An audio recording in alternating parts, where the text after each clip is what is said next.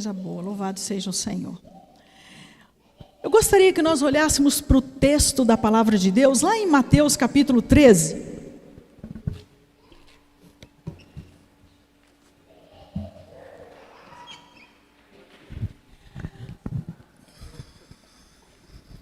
Mateus capítulo 13, do versículo 22 ao 30.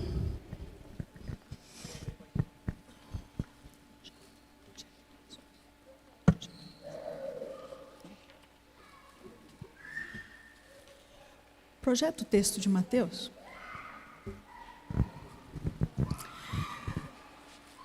Eu gostaria que nós fizéssemos essa leitura.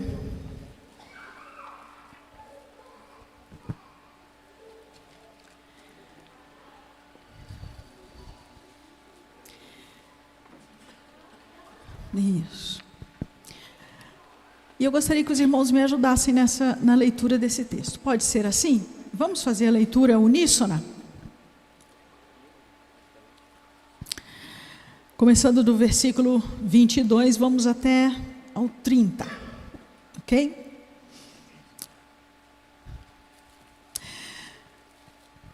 Essa é conhecida a parábola do joio e do trigo. E vamos entender um pouquinho que lições essa parábola dessa semente, do joio e do trigo, trazem para nós. E é a lição que os guardiões estudaram e estão estudando e hoje compartilham conosco nesse tempo. E nós vamos refletir um pouco sobre isso. Obrigada. Vamos juntos então? Quando a semente que caiu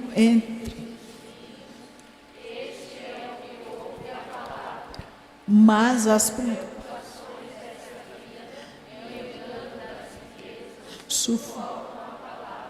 e elas quanto a semente que caiu por causa daquela que ouve a palavra e a entende, esse produz de 100, 60 e 30 vezes mais. Jesus lhes contou outra parábola dizendo: o reino dos céus é como um homem semeou,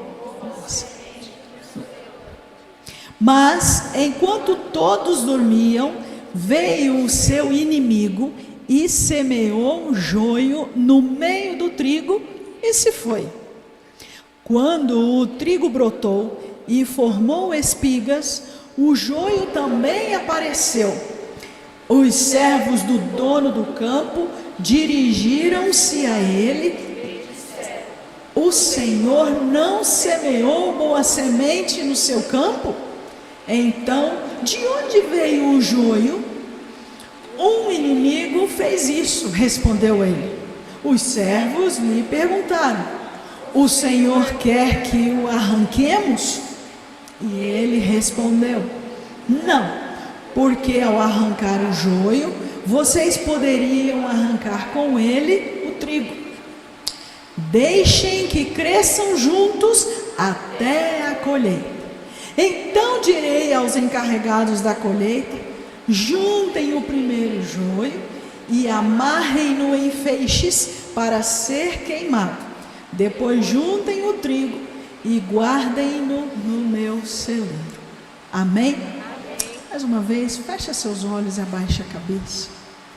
Pai, em nome de Jesus, continue nos ensinando, continue nos ministrando, continue falando a mensagem do Senhor ao meu coração, ao coração dos meus queridos e amados que aqui estão, pois nós precisamos ouvir a Tua voz. Traga lições para a nossa vida que possamos colocar em prática durante toda esta semana. Traga sobre nós desafios que nos façam corrigir o nosso comportamento e o nosso procedimento.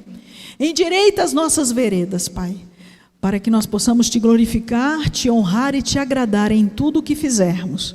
Em nome de Jesus. Amém. Então vamos conversar um pouquinho sobre esta mensagem que é trazida sobre esta parábola do joio e do trigo, e que nós pegamos um pouquinho do final da parábola da semente, da semeadura, do solo que recebe a semente. Acompanhe esse vídeo para você entender um pouquinho o que acontece. Olha lá, peraí, ó. Achou outro joio? Ó, então esse aqui é um... Esse aqui é o trigo. Esse é o joio, né? Então vou mostrar aqui pro pessoal. Esse é o trigo. Então olha lá. Esse é o joio e esse é o trigo. Olhando, aparentemente não há diferença nenhuma, ambos são iguais. Ó, agora onde você vê a diferença? Vamos lá, Modemir. Esse é o joio. Aqui, ó. Aí, ó. O joio, ó, aí vocês, ele não tem nenhuma semente, ó. Não tem fruto Tá nenhum. vendo? Só palha. Ele não tem fruto, só a palha só. Agora o E ele trigo. vai gastar o adubo, agora esse aqui é o trigo, ó. Aonde está a diferença do joio pro trigo? Aí, ó. Aí, ó. O alimento nosso aqui, ó. É que o trigo ele deu fruto, o joio não. Rapaz, Isso dá uma pregação. pra aplaudir de pé, hein? Interessante. Aqui nós aprendemos algumas lições e os guardiões têm nos ajudado a pensar nisso já desde ontem, né? E hoje a gente segue aprendendo sobre o joio e o trigo. Os dois são sementes. O texto diz que essas sementes foram semeadas. E os servos, quando viram que estavam brotando, que tinha um negócio esquisito no meio, foram falar com o senhor do campo. Ué, mas o senhor sempre faz escolhas das melhores sementes para semear? Viu que nasceu joio? Então, o senhor quer que a gente arranque o joio? E o que foi que o senhor disse para os seus servos? Por que não? Por que não, irmão? Por que não? Isso, porque ao arrancar o joio, arrancaria também o trigo. E por que isso? Por que arrancaria o trigo? Por quê? Isso, porque são muito parecidos, são muito semelhantes. Uma grande lição, e aqui nós já terminamos a nossa mensagem hoje. Cuidado com aquilo que aparenta santidade. Cuidado com aquilo que aparenta vida com Deus. Cuidado com aquilo que aparenta propósito. Cuidado com aquilo que parece ser dito em nome de Jesus. Há muitas pessoas que estão sendo enganadas com uma mensagem distorcida, com uma mensagem que não tem nada a ver com o Senhor. E por que isso nos pega? Porque o solo onde é semeado, onde são semeadas essas sementes, é o quê? Onde é que essas sementes são semeadas? No nosso coração.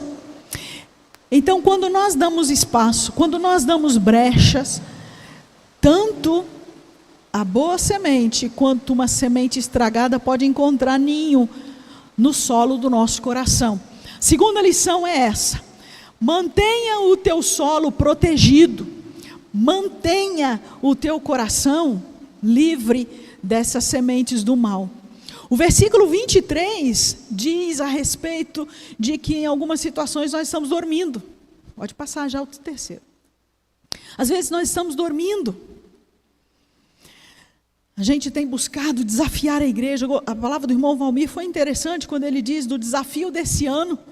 E parecia que o ano ia ser longo, né? Quando no início do ano foi lançado o desafio do Eu Mais Um, parecia que não ia chegar ao fim, parecia que nós não íamos conseguir ter vitórias como essa, não é verdade? Você tinha certeza que ia chegar à conclusão? Olha que legal, e tem gente que você discipulou e que já está discipulando outros. Isso não é especial? Por quê?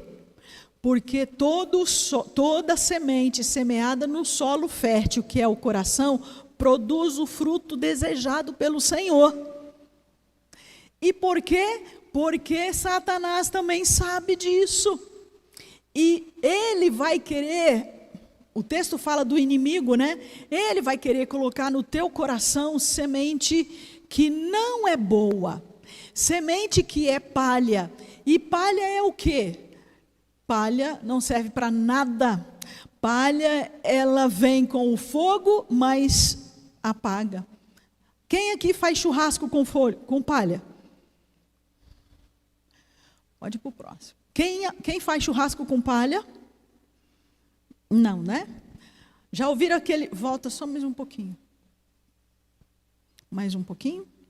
Isso. Aí. Dormimos. A palha não serve para aquecer. A palha, ela dá uma aparência. Quando a gente olha as duas sementes ou os dois pendões, eles são parecidos, mas eles não são idênticos. E olha que interessante, é necessário deixar que cresçam juntos, porque se corre o risco de colher o trigo, mas o trigo ainda não está maduro e não está pronto. O trigo é alimento. E quando os dois são peneirados, são semeados, passam na peneira, então se identifica o alimento, se identifica o trigo. Eu e você, e a terceira lição é essa, somos passados pela peneira de Deus, para saber se a gente tem alimento, para saber se a gente tem fruto. Você tem dado fruto, você tem produzido fruto. Às vezes a gente não tem nem o que dizer, nem o que falar, porque somos muito parecidos com palha. Mas a maneira de nós darmos o fruto que Deus deseja é termos intimidade e proximidade com Deus. É sermos alimentados pelo Pai. É termos as vitaminas que Ele nos dá. João 14, Jesus disse: se vocês permanecerem em mim e as minhas palavras permanecerem em vós, pedireis tudo o que quiseres e vos será feito. Por quê? Porque estamos nele e o meu desejo é o desejo dele. A nós que aqui estamos tendo a oportunidade de ajustar o padrão da nossa vida, é nos dado por Deus a oportunidade de avaliar: será que eu tenho dado o fruto que Deus quer? Será que eu sou o trigo ou sou o joio? Meu coração é um campo fértil para a palavra de Deus? Eu tenho buscado realmente aprender de Deus ou eu tenho buscado conhecimentos que são palha? Eu tenho dormido? Eu tenho cochilado? Ontem nós vivemos aqui um momento muito especial com os nossos guardiões. E uma coisa que chamou muito a minha atenção é essa conexão que eles têm. Essa alegria que eles têm, né? Gente que já tem uns joelhinhos assim meio, né? Não pula tanto, mas a gente está junto. E teve um momento ali da retrospectiva que eu vi ali, irmã Márcia, irmã Celeste, jovens. Por isso que eu disse as minhas meninas. Isso. E fiquei feliz porque estavam aqui, nós tínhamos outras irmãs. Por quê? Outros irmãos. Porque a gente precisa estar junto. Se nós deixarmos sozinhos, a palha pode tomar conta do coração. Mas a gente precisa estar junto para dar sustância, para dar consistência, para ficar de olho com aquilo que está vindo, com aquilo que está sendo ministrado.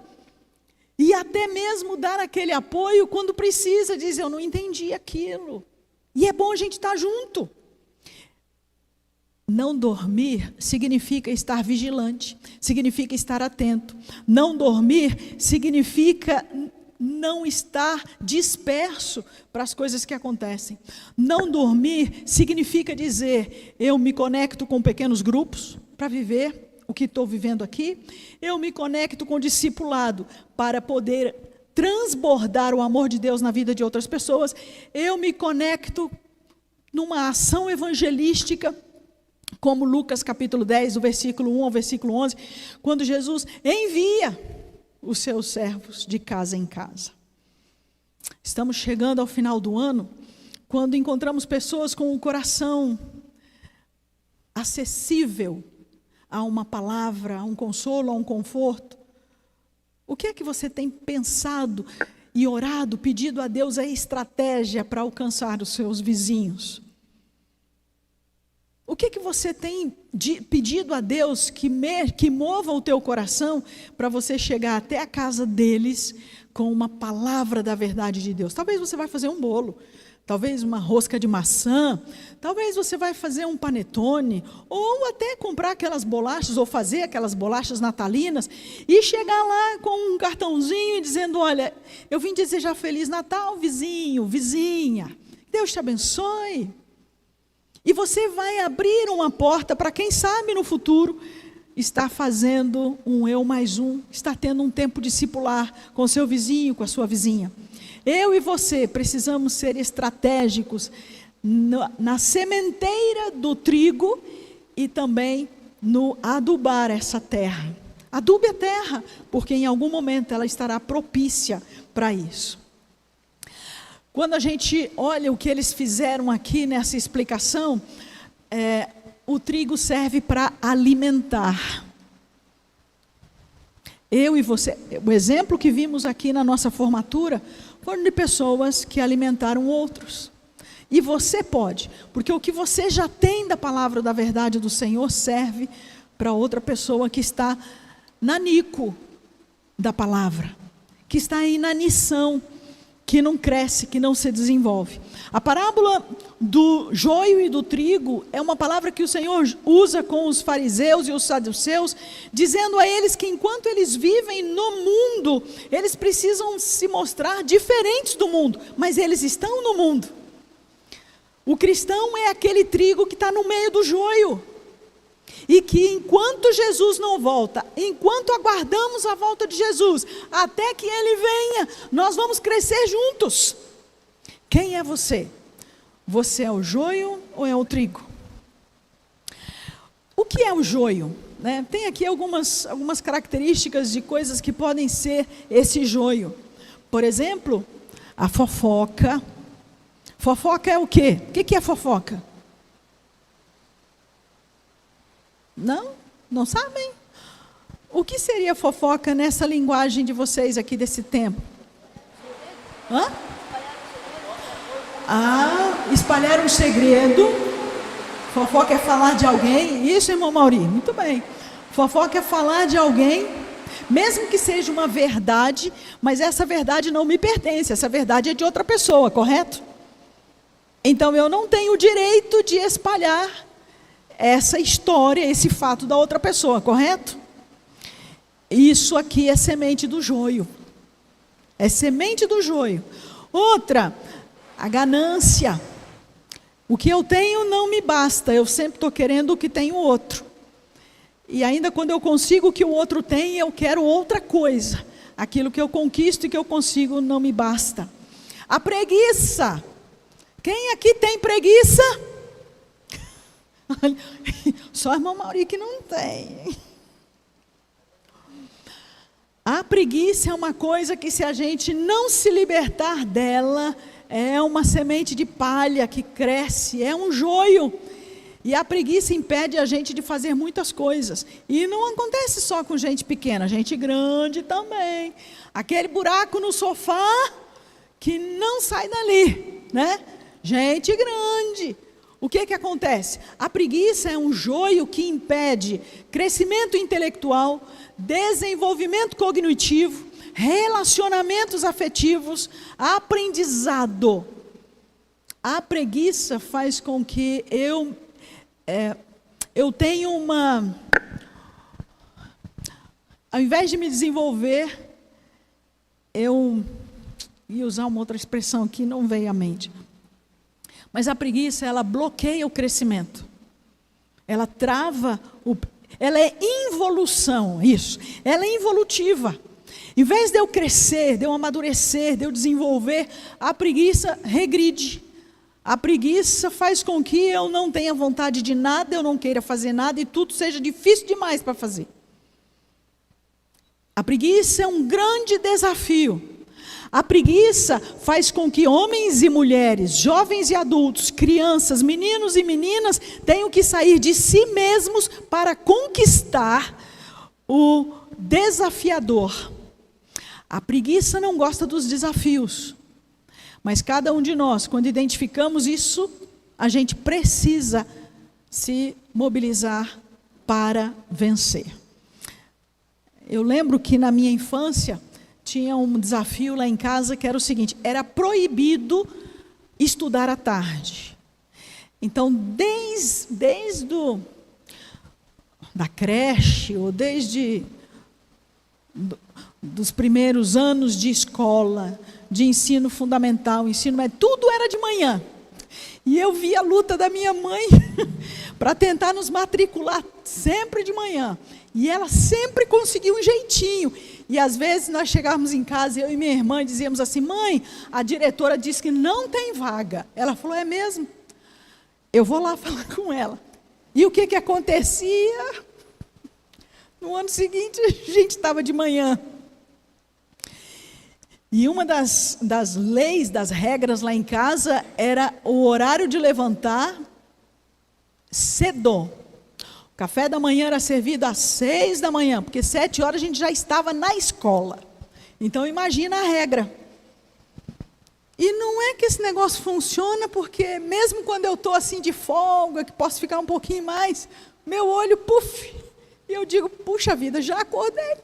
Eu queria ficar mais um pouquinho. E às vezes eu digo para o meu corpo: você pode ficar mais um pouquinho, você pode. Veja, a preguiça, se ela não é vencida, ela toma conta do corpo da criança e vai para o corpo adulto e se torna um negócio muito difícil de lidar. Eu hoje agradeço muito porque eles me acordavam cedo, cedo. Mas foi bom, eu não queria, mas eles fizeram isso, para que hoje eu tivesse o meu corpo já calejado. Às vezes eu coloco para despertar, acordo antes do despertador. Bom, uma outra coisa, más companhias. A palavra de Deus tem um versículo que diz assim, que as más companhias, muito bem, corrompem os bons costumes. Com quem você tem andado? Com quem você tem andado? Com quem você tem gastado tempo? Com quem você tem investido horário aqui, ó, no seu WhatsApp, no seu Instagram, conversando? Isso, com Deus. Essa é uma boa companhia, irmão Maurinho. Deus. Você tem andado com Deus? Você tem tido tempo com Deus? Você tem vivido em intimidade e proximidade com Deus? Uma outra coisa, eu só penso coisa ruim, e você não se envolve, não se relaciona e fica alimentando esses pensamentos ruins. É preciso tirar esses pensamentos ruins da cabeça, porque isso é joio. E todas as vezes que o pensamento ruim encontra um espaço propício, esse pensamento ruim vai dar fruto. E vai crescer, igual o trigo. E quem está de fora parece que está tudo bem, mas não está.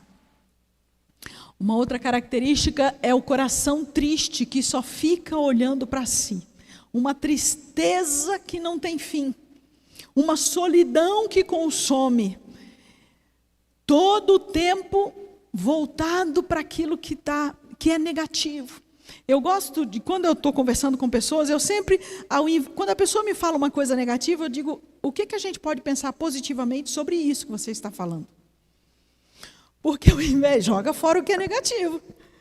Se a gente disser: puxa vida, mas está chovendo, vamos pensar positivo, dizendo: puxa, que legal, a chuva, nós vamos ter um verão um pouquinho melhor, não vamos ter racionamento de água, que vem a chuva. E nós ficamos prontos, porque a hora que a chuva der uma amenizada, a gente vai para a igreja. Daqui a pouco a chuva vai parar, vai dar para a gente voltar para casa. Ao invés de olhar o negativo. Está muito calor. Puxa, que coisa boa, com esse calor a gente pode usar uma roupa mais fresca, a gente pode tomar vitamina C natural, sem ter que tomar medicação. Então, quando nós alojamos pensamentos ruins e desejos ruins no nosso coração, eles encontram um solo fértil e se tornam joio. Quando o Senhor Deus leva o povo para o deserto e lá eles ficam, o deserto, para muitos foi lugar de lástima, de reclamação, mas para outros foi um oásis. No deserto Deus deu comida, no deserto Deus deu uma cobertinha do sol, uma nuvem. Pode passar o próximo. Isso. Deus deu a eles a oportunidade de, durante a noite, ter uma coluna de fogo para guiá-los. E durante o dia, a nuvem os cobria e trazia sombra. Eles estavam no deserto. Eles não passaram fome porque Deus mandou as codornizes. Eles tinham um churrasco no deserto. Irmãos, quando eu falo que o Senhor Deus é daquele que gosta de um assadinho, no deserto Ele fez aparecer codornizes para o povo comer uma carninha assadinha com bolo de mel. Olha como nosso Deus faz isso, asse lá um franguinho, um galetinho com um bolinho de mel, você vai ver só. E eu já andei falando, né? A gente assa peixe com pão, fica bom. O que eu quero dizer com isso? Não é porque nós estamos atravessando o deserto que é um caos e está tudo destruído da nossa vida. É terra arrasada. O deserto é lugar de renovação, o deserto é lugar de transformação, o deserto é lugar de vitórias, o deserto é lugar de intimidade com Deus, o deserto é lugar de nos reconectarmos com Deus. Todo o terreno pode ser trabalhado para que ele possa dar frutos. Todo o terreno. E o terreno é o coração. Se você está desesperançoso, desesperançosa, triste, se sente enganado, vive a solidão, vive o abandono, frustrada, saiba que o Senhor Deus quer transformar esse momento da tua vida em um oásis, Para isso você precisa tomar uma decisão diante do Senhor. Provérbios capítulo 23, o versículo 26. Vamos, acho que dá para a gente falar junto esse versículo. Meu filho, em seu coração, mantenha os seus olhos firmes nos caminhos. Isso, ele está dizendo para mim e para você. Meu filho, me dê teu coração. O Senhor Jesus não arromba, Ele não invade. Ele pede. E se você quiser viver um oásis no deserto, entregue, dê a Ele. Se você quer que Ele transforme, talvez aquelas sementes ruins que foram plantadas, e Ele mesmo plante a semente do trigo para alimentar, então dê a Ele o solo do teu coração. Isaías capítulo 58, versículo 11 nos diz, vamos ler juntos comigo. O Senhor te guiará constantemente, satisfará os seus desejos numa terra ressequida pelo sol e fortalecerá os seus ossos. Você será como um jardim bem regado, como uma fonte cujas águas nunca faltam. Você quer isso na sua vida? Você quer ser como um jardim regado, verdinho, perfumoso pelas flores e que nunca pare de jorrar as fontes da água viva? Então, entrega o teu coração ao Senhor, entrega o teu deserto ao Senhor, ande com o Senhor, Ele satisfará o teu desejo. Entrega teu caminho ao Senhor, confia nele e Ele tudo fará. Portanto, Ele diz, esperei com paciência no Senhor e Ele se inclinou para mim e ouviu o meu clamor. Espere e tenha paciência.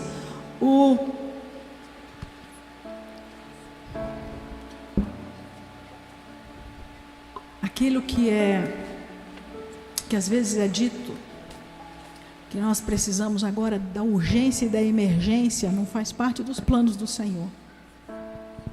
O fast food não faz parte dos planos do Senhor. Esperei com paciência no Senhor, e Ele se inclinou para mim, e ouviu o meu clamor. Deleita-te no Senhor, e Ele concederá os desejos do teu coração. A decisão é tua. Filho meu, entregue-me o teu coração. Vimos isso em Provérbios 23, 6. Qual é a decisão que você toma?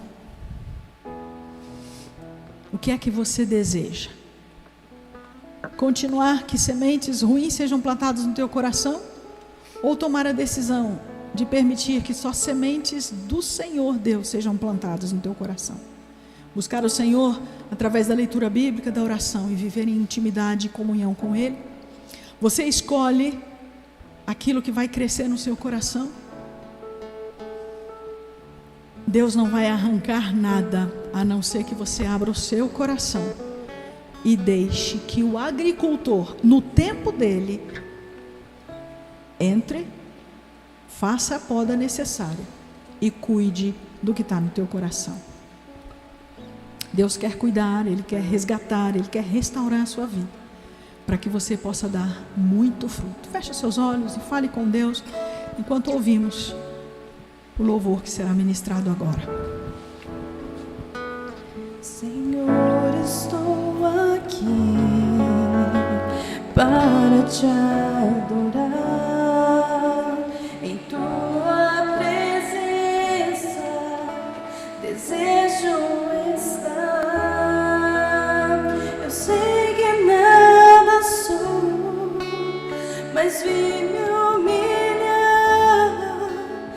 Preciso de ti, vem me restaurar.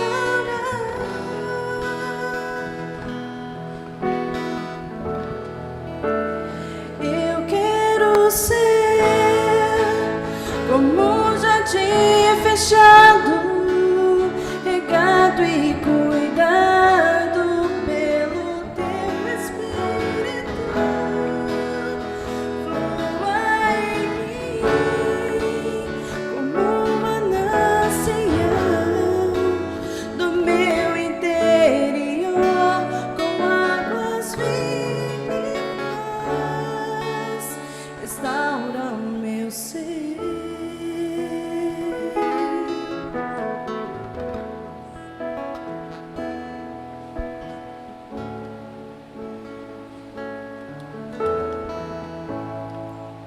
Senhor, estou aqui para te adorar.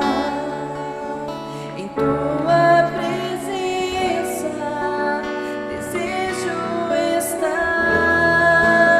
Eu sei que nada sou, mas vim me humilhar. Preciso de ti, vem me restaurar.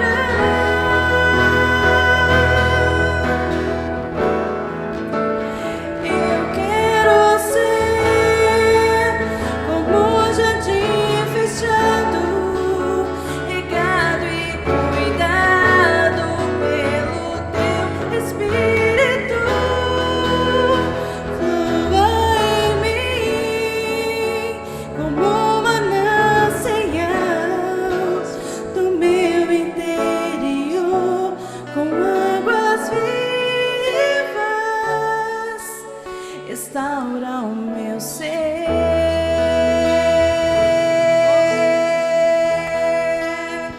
Para o teu louvor,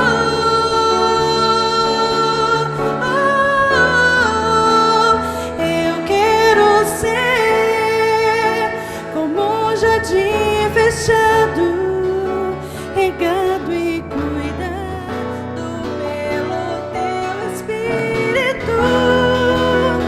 Flua em mim como um manancial do meu interior, com águas vivas, restaura o meu ser.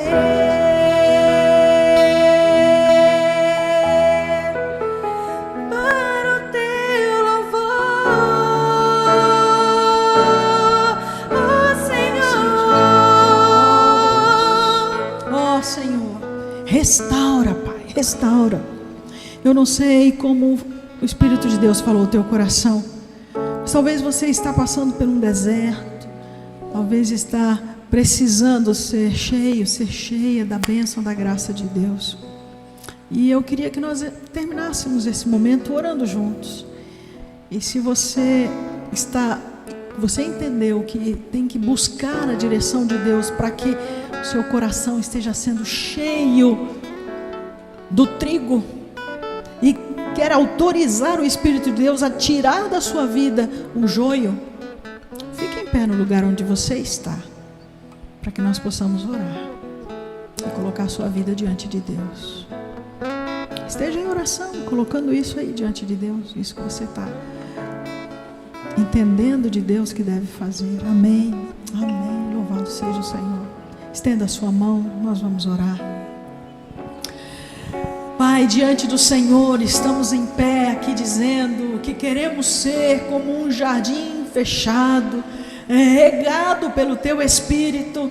Tire, ó Deus, desses que estão em pé aqui, todo o joio, Pai. Tire a preguiça, tire pensamentos ruins, tire, ó Deus, aquilo que nos afasta do Senhor e põe em nós a boa semente. Põe em nós a semente da esperança, a semente da salvação, a semente da graça. Põe em nós, ó Deus, o privilégio de podermos alimentar outras pessoas com a palavra de restauração, com as boas novas do Teu Evangelho. Tire de nós, ó Deus, tudo aquilo que traz a tristeza e faça-nos olhar o deserto. Abra os nossos olhos, Pai. Faça-nos enxergar o oásis, esse jardim cercado, fechado, plantado pelo Senhor, e que nós possamos multiplicar e transbordar graça, paz e amor na vida de muitas outras pessoas. Faça isso, Espírito Santo de Deus, a partir da nossa casa, a partir do nosso lar, em nome de Jesus. Amém? Diga assim comigo, você vai dizer o seu nome. Eu, em nome de Jesus, quero transbordar graça, amor e vida em outras pessoas, para a glória e honra do Senhor. Que o meu coração seja um jardim fechado, regado pelo Espírito do Senhor, para alimentar outros. Em nome de Jesus, amém? Aplaudam o Senhor. Podem sentar, queridos.